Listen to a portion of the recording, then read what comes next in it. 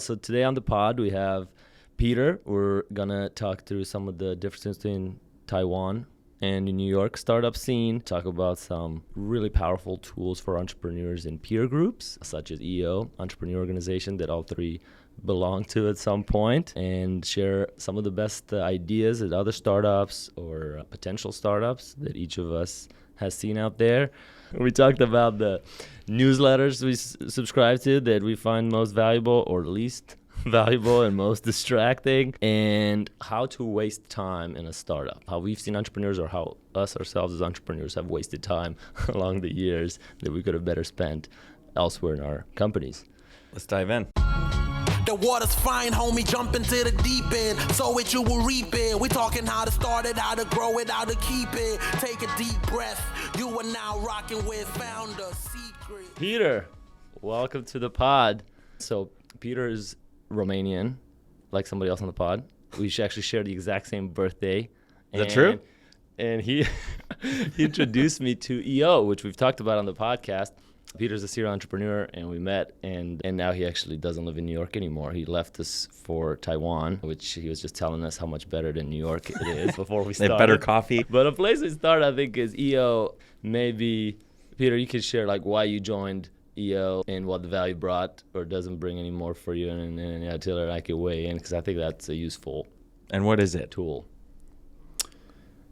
I think you probably describe better than I do what it is. Why did you invite me into this thing? I think for me, originally, I was early in my journey. I didn't know a lot of people, and I didn't know a lot. So I was figuring it out, and I was looking for places to learn and to grow as an entrepreneur, and EO came on my radar, and it seemed to really offer a lot of what you need, both in terms of the ability to learn, the ability to grow as a person, and your business skills, but also to connect to other entrepreneurs. For me, it was a wonderful experience, and I really enjoyed it. And when I found other entrepreneurs that seemed to be on the journey, I definitely would want them to also experience it and hopefully get value out of it. What are you, Taylor? So EO is this group of entrepreneurs all over the world. So there's chapters all over the world. We're in the New York City chapter. I joined EO when I lived in Kentucky, and there was no EO chapter in Kentucky. The closest one was in Cincinnati. And I didn't know what it was. I'd never heard of it. And a guy here in New York said, hey, you should join this. It's going to change your life. I believe it so much as all over a cold call that he made to me. And he said, I believe it so much, I'm going to sign you up right now for a welcome lunch. And so he signed me up without my knowledge and then just forwarded me the email. He said, okay, you're signed up. You have to go next week now. And so I went. I didn't know anybody. I didn't know anything. And I sat down, and the guy who sat next to me said, hey, there's no one else in my life that I can tell I have 2 mortgages on my house so that I could fund payroll, and I needed a place to talk about that. What about you? I was like, oh, wow, yeah, I don't have a house, but I could see. Yeah, I have a jet ski. I could see why this is a thing. And yeah, that kind of started. That's why I joined it and still love it. So I think there's I think the biggest value, and it's a huge value that I wasn't aware of, is in peer groups, what they call in EO forums, where they pair you up with 6 or 7 other entrepreneurs like you're talking about, and other people think of this other guy introduced to you recently said it's like a therapy session for entrepreneurs, which I guess is one way to describe it. I thought a more positive way to be like have a mastermind group to solve any challenge. And so usually 1 or 2 each session, which meets once a month, presents on one of these challenges, which might be personal, might be family, or it might be business. So it's not all business. And I found those extremely helpful. In fact, we were in a forum internationally with only other businesses that were in SaaS, software as a service, which I found super helpful because oftentimes you might have in your forum an accountant and a lawyer, and that can be helpful in its own way. But if you have specific SaaS problems, they're not going to really be able to dive into those particular details. Whereas the one that we were in internationally, I got tremendous value in my SaaS business from learning from those folks. And I think they got some value too, because one of them is retired in Hawaii, and it seems like none of them work anymore. But I just think that peer group is such a super weapon that people just, early entrepreneurs, young entrepreneurs just don't utilize. And I feel like that's they should? I think the peer-to-peer group, you can call it mentorship, you can call it just like learning. It's applicable for any position you play within an organization, right? So the ability, if you are, I don't know, head of marketing or support or whatever the position is, to be able to have a group of peers that have a similar position in other organizations of similar size to some degree, and maybe they're having some of the similar challenges, and understanding how they're thinking about it and working through them is very helpful. So this is just something that's applicable to more like to the founder or CEO level, but I think it's valuable across the board. So then why'd you leave EO? I like EO and would definitely join again, but I started traveling a lot and I got very busy and I had kids and things. These organizations, generally, you get out what you put in. Mm-hmm. So if you don't have the time or the ability because of your location or because of other commitments to put the time in, you're really not going to get anything out, right? Like anything in life. So at that point in time, I just, in essence, ran out of time and I had to take a step back. But I think it was super valuable for me and instrumental in growing my knowledge, both of myself and also of business generally. And definitely at the right time, we'll join again. What kind of contrast do you see between Taiwan and here when it comes to entrepreneurship? What do you see are the big differences? Yeah, that's a big question. Are you plugged into the community there, like entrepreneurship? A little bit. My businesses are primarily in the U.S., so I'm not hyperactive locally, trying to grow business within the local environment and culture. But I guess my observations on a high level are that though harder because there's a lot of competition, it's a lot easier to start in a big market like the U.S., because you can start a business, and if you're successful, you can scale it just within the U.S. to a large size.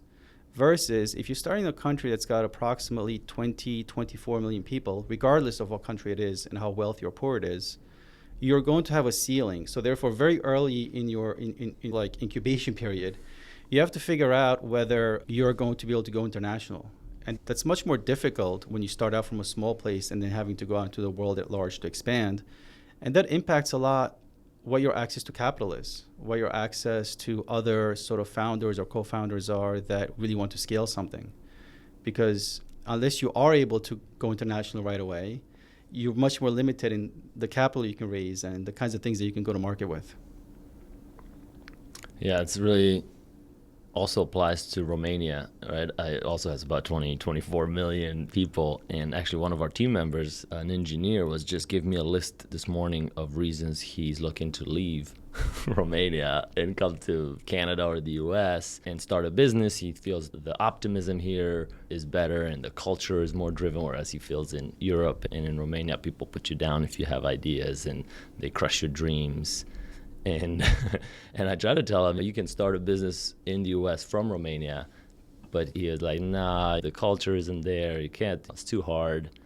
And ironically, I'm also in an angels group in Romania, and they just sent out an email, Tech Angels, and they sent out an email how there's just no Romanian startups to invest in anymore. They're like, there's just our supply of startups has run dry. So now they're interviewing startups from other places like Latvia and all over other places in Europe. And I just find it so strange that those two parties can't connect. But that's just an observation. He should go to Canada because Canada's 30 million people. So it's like right? Basically just keeping in the same ecosystem. That's true. How does Canada do it where they have the same number of people? Is it Shopify, they have big BlackBerry, they have big companies there.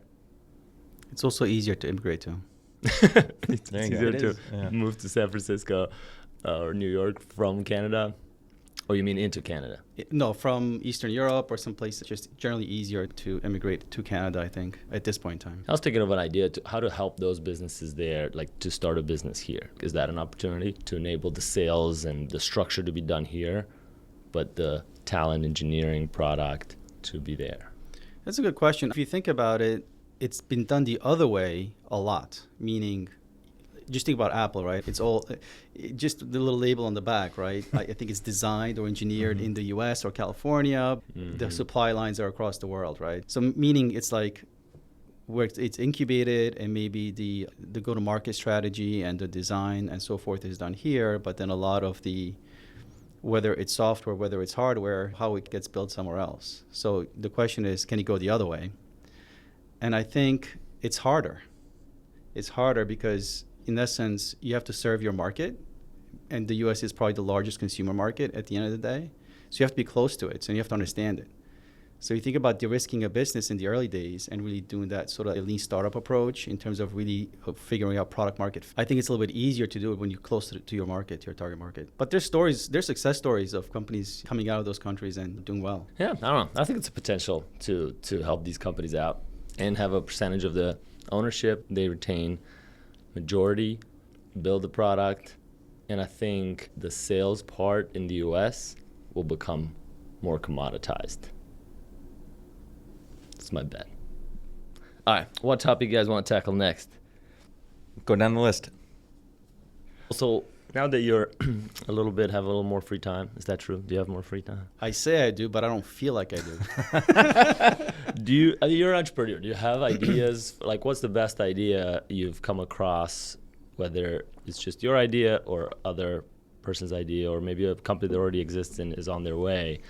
What's kind of the best you've seen recently? I've changed my mind about this in the last couple of weeks, just with all this chat GPT sort of news flow and trying to wrap my head around it, where I think the business model or the idea itself, though it matters, there's a few extra questions you have to ask yourself now that you maybe didn't ask yourself a year ago, which is, on one side, maybe could be a Web3 things around securitization, tokenization, right? Is there a business model that you have to think about in that sense?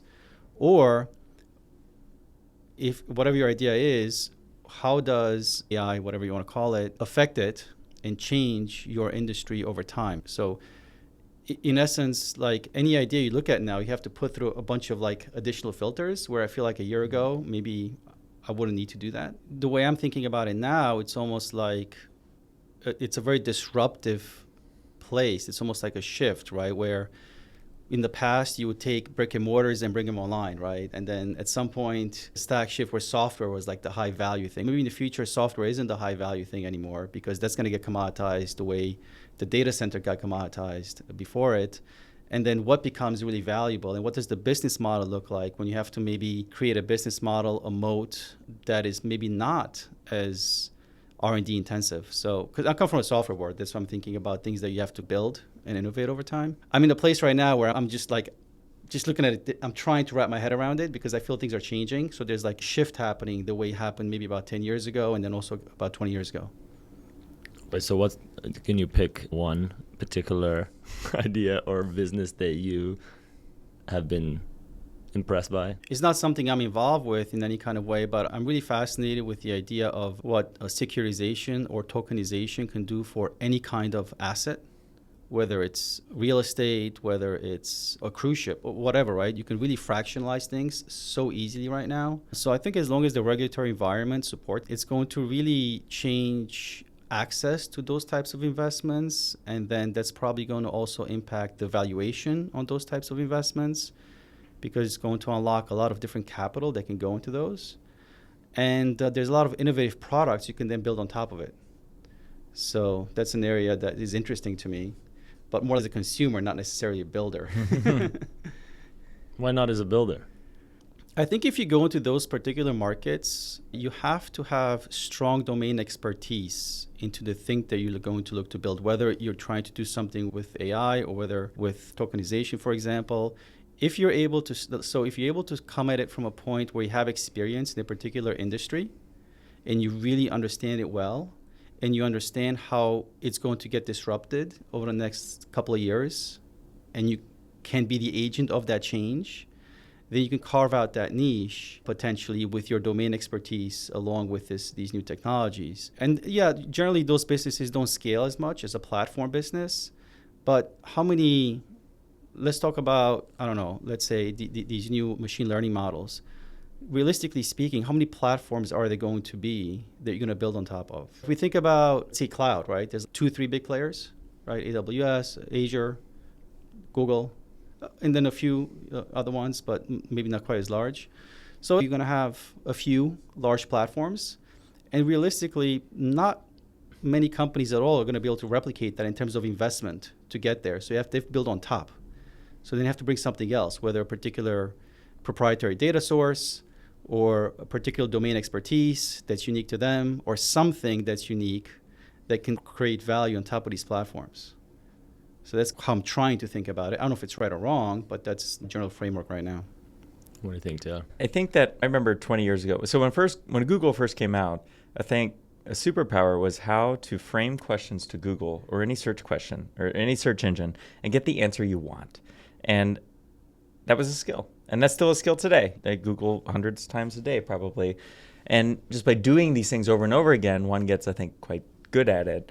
And that's a skill that I'm reminded of when I watch other people Google stuff. So I'm like, that's a shitty Google. Like, that's not the way. That will not give you the answer you want. And then people blame Google. And I'm like, if you just framed it this way. And I'm like, well, how'd you know how to do that? And I think that there is an opportunity to teach people how to interface with these new systems like that you're talking about, Peter. So there's an opportunity to teach people to how to get what you want out of these systems. And it changes over time. But the framing, I'll give a good example. I saw one right before I came here on Twitter, and it was a design agency. Somebody owned an agency and a major company. He did not name the company, but owed them $109,000. Was past due 5 months. They ghosted him and couldn't get an answer. And so he was like, should I hire a lawyer or can I just go to ChatGPT? And he posted exactly what ChatGPT said. So what was the prompt? He wrote a 1-paragraph prompt, which is basically, hey, we did $109,000 of work. I want you to write a sternly worded collection letter as if you were an attorney to this company. And so he writes the whole prompt. He posted it on Twitter. And then ChatGPT wrote an amazing response back. And the guy put it on his company letterhead, or he emailed it basically to the company, and he claims that he got a reply back in 3 minutes and that the CEO of the company and I read the whole response and I thought, that's quite good. I'm not a lawyer, but if I read that, if I was on the receiving end of that, I'd be like, oh shit, this is really serious. And that's amazing. You didn't have to pay a lawyer for that. And but I think that the output is what everybody focuses on, because everybody was like, wow, ChatGPT created this amazing output. But really, I think the value was that he framed it correctly. So the prompt to ChatGPT was so good that it created this good output. And for a long time, we've talked about garbage in, garbage out. That's always been a thing in software development. And I think it fell out of way. And here with ChatGPT and some of these new technologies, I think it's more important than ever. So if you're asking me what I think is interesting, I think that there's almost like classes you could create or infrastructure to provide to teach people how to frame these things. And not just that, but all the new interfaces that are going to be coming out in the next 10, 15 years. Yeah, so startup I just saw recently, Tome does this for decks, PowerPoints presentations, which we all have to do, and they tend to follow certain formats, so they give you some templates. That's great, but then, of course, you need to customize them. And so most slides have a title, right? It's a bullet points or some text or a paragraph or an image, right? And so what they do is they will let you generate the text and be like, hey, do you want it to sound a little more optimistic? Here's a team page. Here's what are we looking for in an investor, or here's the bullets of what we've achieved recently. And it'll rephrase it in certain tones or try different words until you like it. Same with images, it'll generate. And it really, they didn't do anything except tie into ChatGPT's APIs, right? And created an interface on top of that. And it seems, that seems to be the way things are going. I would say for their prompt, in a way, a prompt startup, because they didn't actually build the technology underlying it. They're just prompting it to help you. But another, taking us away from ChatGPT for a bit, is last night I ran into this company that showed us a picture and says, hey, look at this picture. And there's a picture of a bunch of glasses on a table. And she said, this is my startup. I built all this. And we said, well, the table? No, not the table, but the glasses. the glasses. It had these customized little jellyfish inside them. And I thought it was the stupidest idea. It's like, no way that this is a thing. And she had raised venture capital money from the investors at that event, which made me doubt the event overall. But then she proceeds to talk about this history of who creates plates and glasses for hospitality groups. And it turns out there's only like a couple companies. They're super old. They never innovate. They have no incentive to do so. They're all private equity owned, and they don't customize things to the restaurant's needs, and they're just slow to respond. And so she created a startup faster. It's customized, and the hospitality group can have their little logo and their little thing on the plates, and they're customized. And the price point is probably about the same. They're not like any cheaper, but just the extra service, customizability, and speed. She's using the same factories in Portugal, and she's able to get customers and traction and build a significant business in an industry of just making glasses and plates, which I don't know how it's been around, but probably a long time. So for me, it was a reminder that even a shitty idea, not saying how shitty ideas, but even a not innovative idea, right? Just taking something that we take for granted and just improving that a little bit can be a very successful business if it has someone that's really passionate about it. 'Cause see, I couldn't do it. I'm not passionate about plates or glasses, and I just couldn't do it. I wouldn't do it. But she was really excited about it. She introduced herself as, I'm going to be the next Martha Stewart. And I was like, okay, yeah. And then by the end of it, I believed her. But I feel like that's the secret to that business. Isn't the idea, isn't the execution, it's the passion of the person. I think startups are like machines that take passion off one end and spit out money off the other. And doesn't matter what the idea is. I also wonder if this goes to cycles, right? You were talking about data centers earlier. We just moved from AWS, and we're saving Us too. We're saving 75%. That's some European things. But I also 37 Signals owns Basecamp, and they wrote this post a couple weeks ago about how they're going to save $5 million over the next few years because they also just left AWS. And they detailed out how these things come in cycles, right? And the cycle of the data center, kind of AWS eating the world, maybe we're on some down part of that cycle. And now people are going back to bare metal. Are they going back to their building? To bare metal? Where'd you guys go to? I don't know. But we left AWS. I wasn't in charge of that. You don't have a server anymore? We're just in cloud 2.0. We're in a different cloud. On Ethereum, on like people's phones. 4.0. Yeah, 4.0. All right, what's the next question? All right. Newsletters. I know Taylor's got some exciting newsletters. Don't start with me. All right. Peter? You reading newsletters? I'm actually going to pull mine up. I used to, but going back to the question about time, I feel like I have a lot of time, but apparently not enough to read newsletters consistently. I subscribe to a lot, and this year I've begun the process of unsubscribing and keeping just a select few that I would actually try to make an effort to read on a more regular basis. But across all my interests, not just business, just across the board. So which ones do you keep? I would keep stuff like, let's say, something with geopolitics, like a Peter Zahan or something similar. For news, something along the lines of Puck or something like that. For software and SaaS, I've historically liked Tomas, I'm going to not say the name correctly, Tungus from Redpoint. Oh, yeah. He has some really good and very frequent emails he puts out. I'm blanking on the other ones. But generally speaking, Substack and Medium have a treasure trove of really interesting content these days. You can let it come to you, or you can go search for it there as well. And actually, recently I started using Twitter, and I was never a big fan, but I will say, if you follow the right people on Twitter, there is some amazing content in short format and links to really interesting long format content you can pick up there as well. Like, who do you follow? Who's your top two? It depends what my interests are, right? So, for example, if I'm really interested in a particular industry, like real estate, for example, I want to get a sense of what's happening, then there's really good real estate investors and analysts that put up good content. So maybe you want to put those at the top of your list. But maybe a year ago, I was more interested in geopolitics and war type stuff. So I was trying to focus more on other areas. So it varies. I don't have always the same 2 or 3 people. It tends to go by where my primary interest is. Yeah. All right, I got a few. So I went on a binge. Keep in mind, he's got a newsletter business. So this is literally I own a business that does this. And he let me go first. What a setup. I got to start my own podcast. No, you actually had some I didn't know about. I'm like, listen to this afterwards, write those down.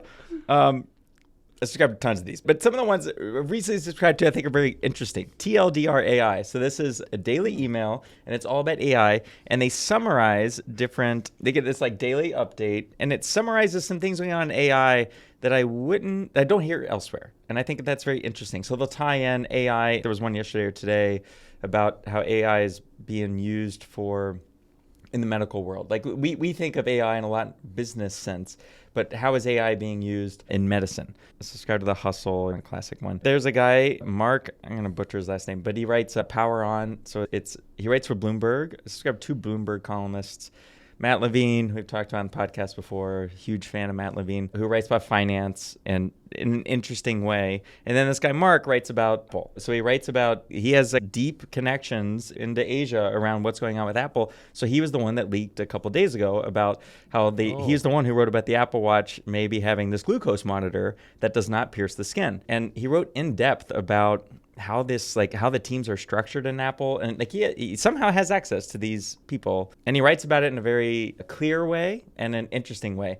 And he doesn't, like, a lot of these people talk in circles, or it doesn't make a lot of sense. But so, for instance, he said in the article I was reading, it's going to be years before this comes out, but that I guess Apple is on the forefront of this glucose monitoring without piercing the skin. But he wrote about how they do it, and with these lasers, and super interesting. So I like that stuff because it's not tied necessarily to what I do for a living, but it helps me think. I don't know. What about you, Flaviu? I also unsubscribe to a lot of newsletters, especially a lot of the startup ones create a lot of FOMO, and so there's only 2 I get regularly. One is the Twist ticker. You guys know about what's that? Twist? So it's yeah. Have you got it? Not the newsletter, but It used to be a paid newsletter, but they would let you do a trial and then just forget about you.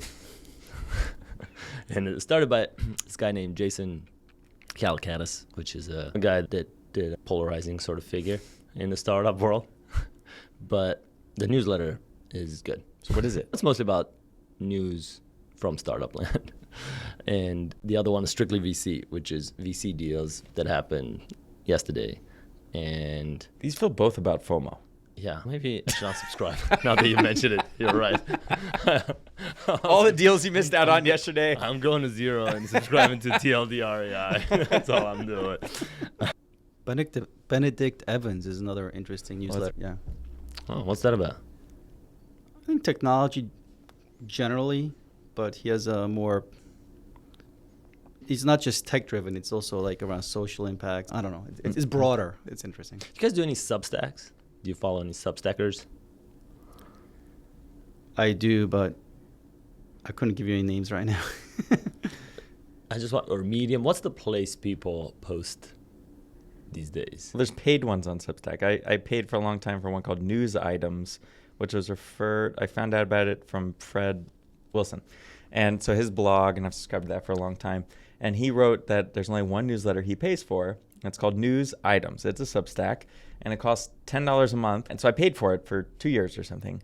And then one day I noticed that it went up to $12.50 a month. And out of principle, I emailed them, and I was like, it's one guy who writes it. And I go, hey, did you just raise all your prices 25%? You didn't tell anybody? And he goes, yeah. I was like, unsubscribe. But it was the best paid newsletter, and I kind of want to subscribe. I get the emails again now. $2.50. Yeah, It's too much. It's principle. It should be a notification.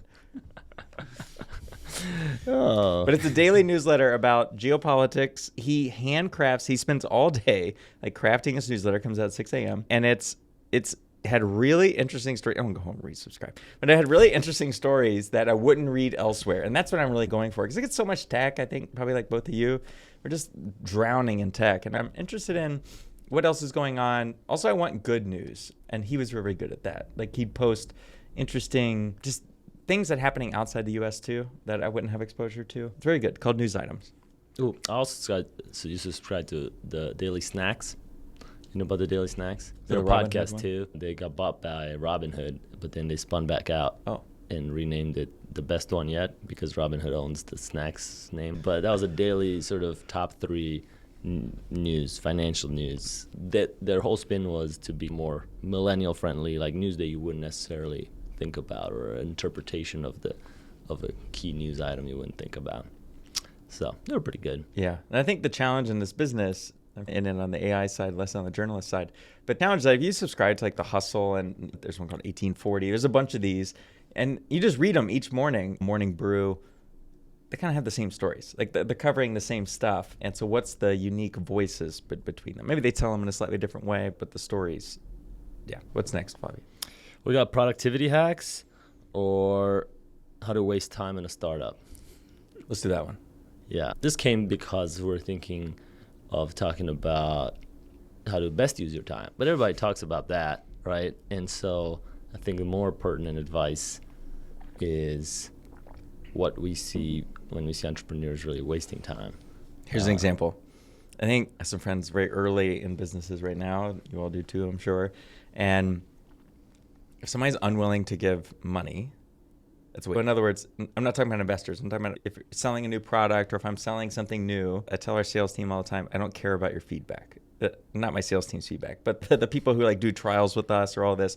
If you're not going to buy, like I'm very interested if you want to buy, what changes you want to my software, all that. But if you're not going to buy, like the feedback isn't very valuable. And I think that very early, especially a first-time founder, they over-optimize for things. Like these people are never going to buy. You could sell them the world, and but everyone feels like I have to give you feedback on your new business, on your new product, and I have to listen to that feedback. And I think that's a great way to waste time because you can go down these downward spirals to build software that nobody's going to buy. Yeah. That's the good old, if you have this one feature, then I'll buy. Exactly. What do you do with that one? Create a letter of intent that says, okay, sign this. How do you handle that?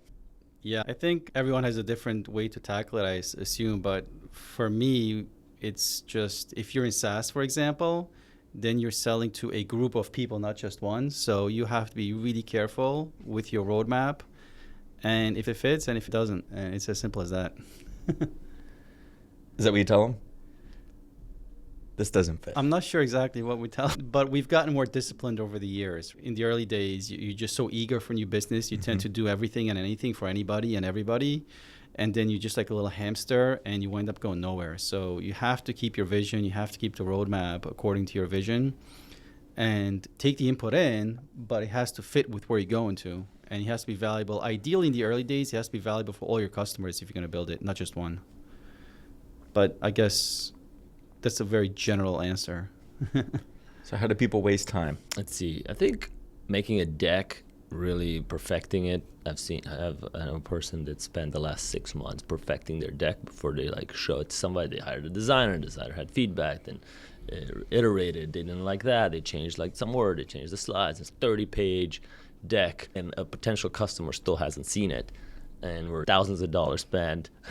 And I think, honestly, you're better off using the Tome thing I mentioned earlier to just AI generate the text in 10 slides, or use the Guy Kawasaki has this blog post about, it was like a 5 or 10 page investor deck, and he just goes very succinctly on, you only need 10, that's it, here's what you need. But I see a lot of entrepreneurs spending a lot of time and a lot of resources on perfecting this deck that isn't gonna matter. Just more like in terms of how you spend your time generally, the thing that tends to irk me a little bit with early stage companies in the sense where you have a core skill set generally, and then you have a skill set, because you can't know everything about a business, right? From legal to accounting to product to sales to marketing, whatever, when you first start out, or you may never know it. But over focusing on your weak areas rather than outsourcing those and finding somebody you trust. Obviously, you can't pay in full time because you don't have the budgets, but legal is a good example, right? People spending hours and hours trying to figure out how to do like a consulting agreement or something that's been done 1,000 times before, rather than just asking somebody that's already done it to just do it for them. In essence, and it doesn't come from bad intention. It comes from a place where they want to understand it more because they think they have to learn that part. But by spending so much time doing that, they're now focusing maybe on other parts of the business where they could have a lot more valuable input and level up, so to say. Can you dive in on that? Are you saying if someone's good at sales, for instance, that their time would be better used getting better at sales than figuring more out about legal? Is that what you're saying? Yeah, or accounting. Like generally, let's say you're a person that's really good at sales, terrible at accounting. You don't know what a balance sheet is. You don't know what a ledger input is. So you have to spend quite a bit of time trying to learn that. And maybe it's not something that comes natural to you. So it would take you more than somebody else, right? Just by the nature of who you are. So then the question becomes, is that a good use of your time? Should you be doing that? Or should you be doing more of what you're good at? Let's say in this case, it's sales, trying to get more traction in customers and like trying to figure out a cost-effective solution, but one that you can count on and trust to solve that problem for you. and not have to do everything yourself, right? In terms of it's the notion of you don't necessarily have to know every little piece or function in the business equally. It's okay to do some things better and some things not so good, but you just have to find the right people. Any other ways people waste time? I could say reading TechCrunch. I know I've spent a lot of talking about these newsletters again, these like FOMO and the TechCrunch.